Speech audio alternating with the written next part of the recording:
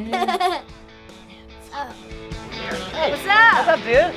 Happy first day. I know. That's like, what? That's crazy. We're here. I mean, it really is a dream come true. I grew up in Colorado. I loved animation. I loved Disney animation, and Hollywood and all that just seems impossibly far away. So the idea that I was able to work for Disney on things like Lion King and Beauty and the Beast is such an amazing thing. But then that I created a character that became Stitch, I created Stitch that became what it is today, I should say. It's hard to quantify, but it's been incredible. And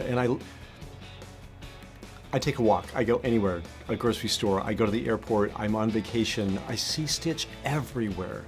And and this is a lesson. You never know who you're standing next to. I can't tell you the thousands of people a year I stand next to that are wearing Stitch or carrying Stitch luggage or something, and I'm like, oh my God. And once in a while, probably once a year, I will identify myself if I see somebody and I think, oh, I bet they'd be stoked to say hi. So. It's Stitch first time in Hollywood. Very beautiful. My character, she is a funny, spunky little girl, and we have a lot in common. You guys have that in common, that's for sure. We have a lot in common. We like hula, we love our ohana, we love our aina, which is island. Inland. Yeah, and we just know that we would do anything for our ohana, even our sisters and little brothers. Yeah, I think same thing with Nani as well. I think that's something that we truly have in common, and I think that Nani is a type A, and I would love to say that I'm still a type A, but I definitely think she's a lot more type A than I am. But she's got a huge heart, she's tough-skinned, and she really just is like living for Lilo at this point in time, and I think that she can be kind of hard-headed and narrow-minded at times because she's trying to focus in on one goal, and I totally get that, and sometimes I'm the same way. And sometimes I think that also the similarity that I think we both have is needing to remember to let go and have fun and like not take things so seriously all the time. That's really what acting is about. True that. Hi, I'm here with Maia, who plays Lilo. Can you tell me what your name is? Maya. Maya, how are you doing today? Good. Thanks. That's awesome. I was honored to be part of the Stitchoverse again, and I love seeing that the ideas that I helped put into the first one with Chris Sanders and Dean DeBlois, scenes like the hammock scene where I get to sing Aloha Oi to my little sister when I have to say goodbye when social services takes her away in the morning. To see when Dean Fleischer Camp now, 23 years later, takes us on the tour of the set and says, and this is where the hammock scene, the Aloha Oi song happens. I said, oh, that was my idea. And then he flips out and goes, oh yeah, I remember hearing about that, reading about that. That's right, that was you. And to have that celebrated and seen on screen again, I just couldn't be more tickled. Say hello to the bad guy. Hey, I'm not that little. Aloha. We're not bad, we're just written that way. I love Disney movies, and if I go to Disney World one more time, I've been there about 8-9 times with them, and about 5 times at Disney World with my twin. So we're a huge Disney family. My wife is from St. Pete, which is down the street from Orlando. So we spent a lot of time in Disney and watching Disney films. So what was it like coming home?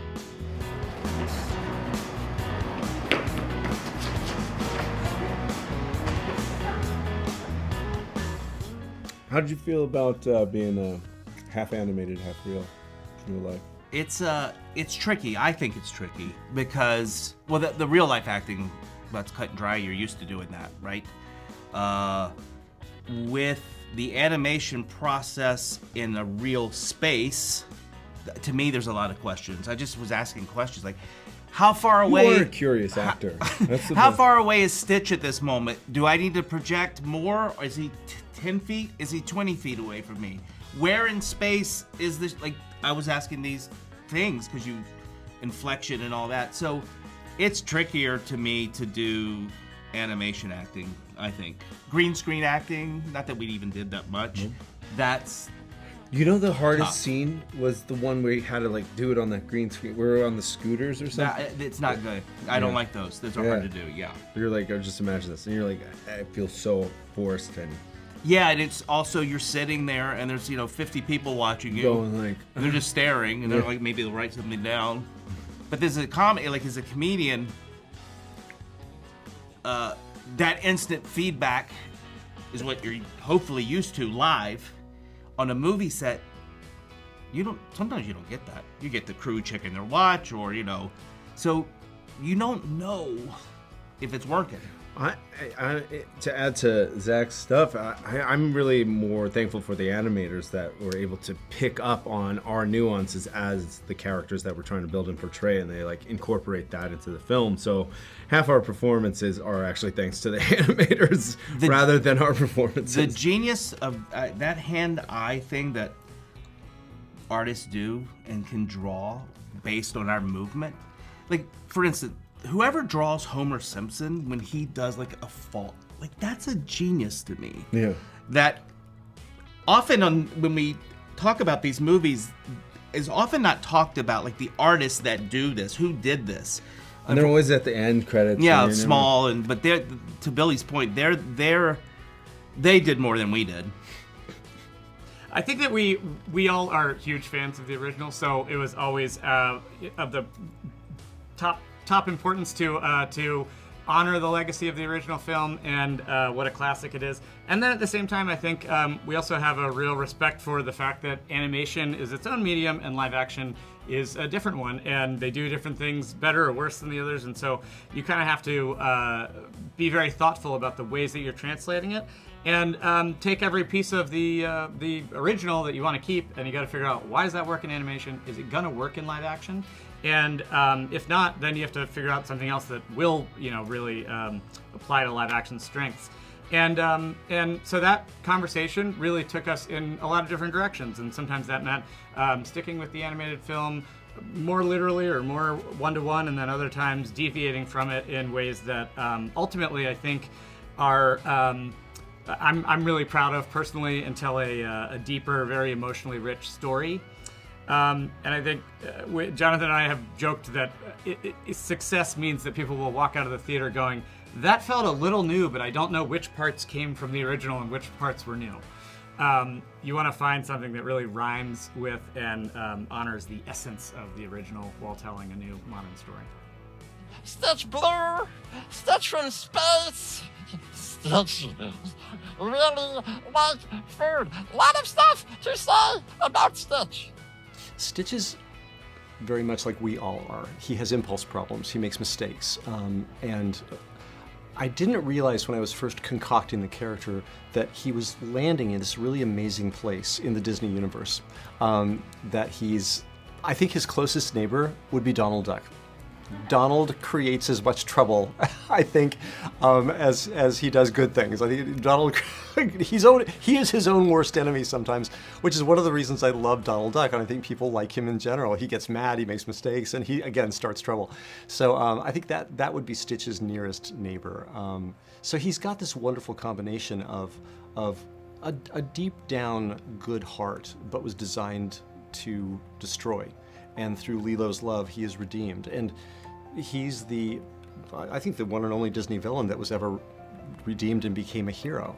It was a dream come true. I don't think there's that there's gonna be the most awesomest movie filmed in Hawaii and has the most important, intelligent story in it. Yeah, I think it was cool because we got to really highlight a lot of the beauty of Hawaii, but then also Hawaii's values, and we all were taking that into account very deeply, and gosh, I mean, being able to like just like be surrounded by your community and filming, and then being able to do everything that you want to do and go home, and 20-minute plane ride home to your family is, how do you ask for anything more? I don't know if Disney wants me to say this. We shot most of it at Epcot Center. The Hawaiian wing.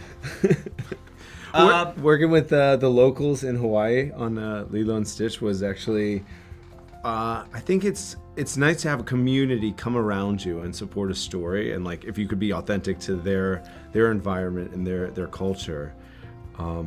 It was like giving back every day in a weird way. It was a reciprocal kind of relationship.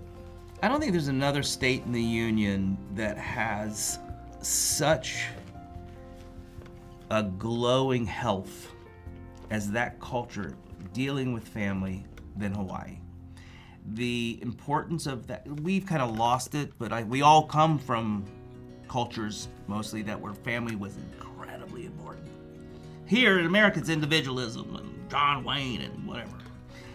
But family, and that Hawaiian culture, I said it before, the other 49 states could learn from that.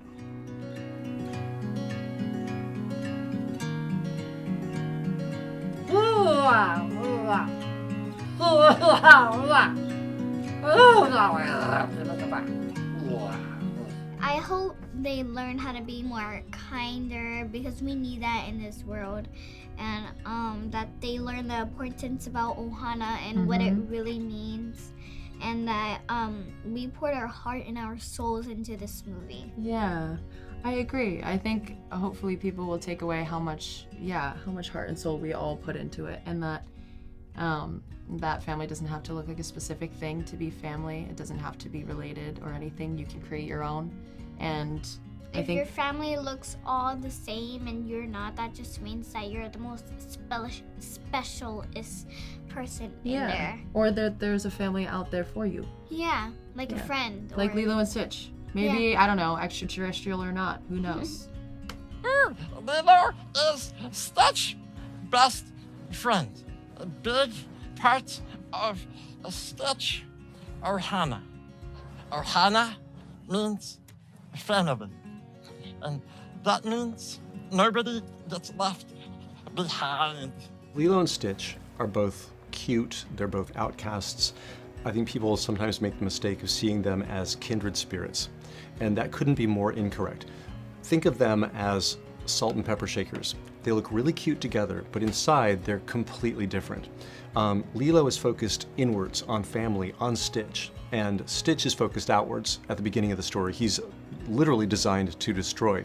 So she's trying to put things together while he's trying to pull things apart. And that's the key to the characters. Jumba and Pleakley are there not just for comedy relief, but they are there to hold those two characters together. If Jumba wasn't like literally threatening to shoot Stitch and take him away, he would run away from Lilo immediately at the beginning of the movie. But they're held together long enough for these two characters to have an effect on each other. And it is Lilo's absolute devotion to and belief in ohana. She really carries the spirit of it within her. And ohana is the magical element that changes Stitch.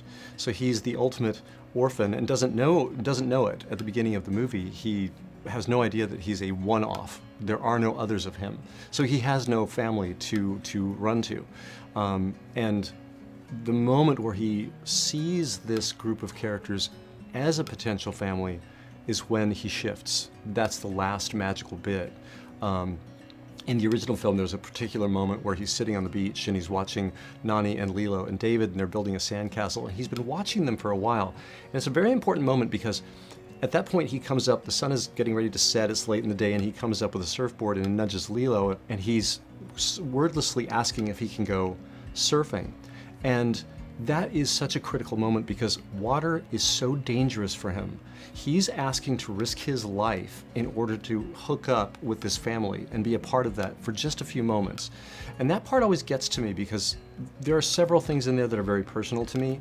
The fact that he waited that long in the day, it's just something that has happened to me many times in my life, that I've drugged my feet because I'm shy. and I'm afraid to say something, and I wait too long. And so I wanted that sequence to be, he waited a little too long, almost waited too long, came out there and asked if he could go out, and they invite him out.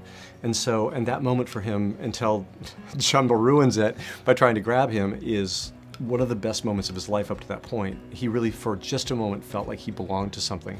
So it's that family that begins, like the images of family and everything that exudes family vibes, that is what's beginning to magnetically pull him and interest him in it.